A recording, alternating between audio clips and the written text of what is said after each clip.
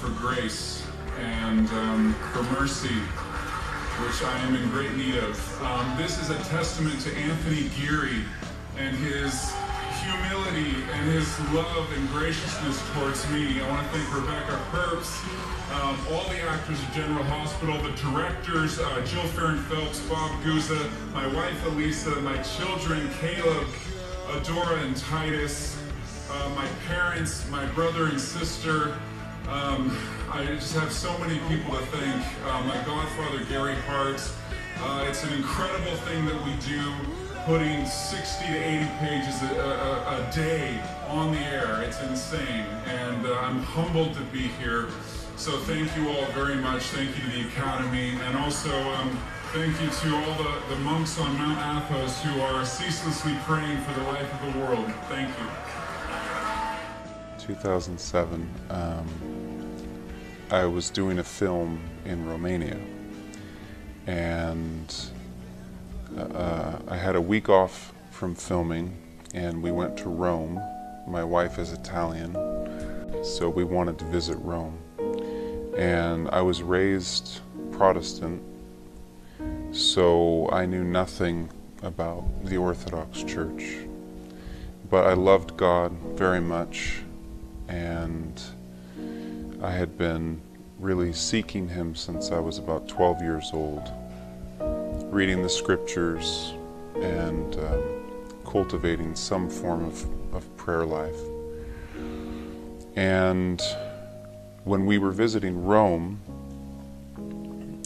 we were overwhelmed by the presence of the martyrs and the saints, to walk the streets where St. Paul and St. Peter walked. And when we went into the Colosseum, there was a huge cross, and my wife said, "Why is there a cross in the Colosseum?" And then we got up closer and realized it was a monument to the martyrs. And something just came over us. We could feel it in the air. And I knew, being there, that I had to start reading Christian history. That I had been reading the scriptures for many years, but I knew nothing of Christian history. I didn't know what happened after the book of Acts. And so I started reading, and I read the Fathers of the Church, St. Ignatius of Antioch, his letters, and St. Justin Martyr, St. Clement of Rome, so on, St. Cyprian of Carthage, and just my mind started to open up. My heart began to open up. And I wanted to know, because in America there are 20, 30,000 different denominations, different churches, and it just didn't make sense to me. So I spent about 3.5 years reading Christian history. Still had not discovered the Orthodox Church, because it's all Catholic and Protestant literature in America. And finally, by the grace of God, I was praying, and a thought came into my mind, because I was in despair, because I could no longer be Protestant, but my heart, I couldn't become Catholic. But I wanted the real church, the church that I was reading in the letters of the fathers. I wanted that church. I wanted to be a part of that, and I couldn't find it. And this thought came in my mind to really look at the Great Schism, to study what happened. And as soon as that took place,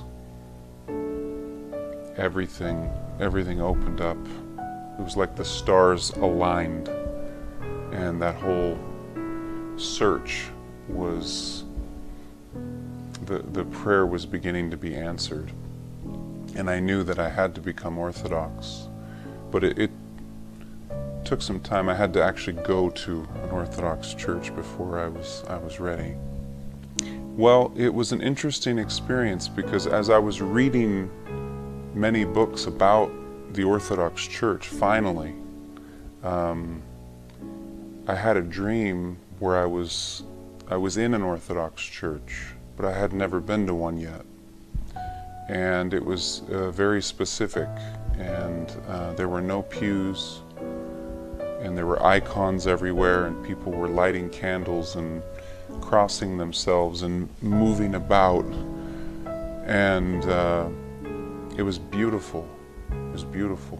It was just a presence of prayer. And I woke up and I wanted to experience that. So I went to a couple local Orthodox churches in Los Angeles, but they weren't quite like the dream that I'd had. And so I kept looking, and online, on the internet, I came across a website where the photo was from my dream. And it was, this is the church. So I called, and a wonderful priest, Father John Strickland, answered the phone, and he was from my home state, Washington State. He was a convert, and that was the beginning. Well, it's interesting because when I walked into the church, I left my family at home because I wanted to feel it out myself. And I knew God was taking me here, but it was still very uncomfortable and sort of frightening a little bit. But I walked into the church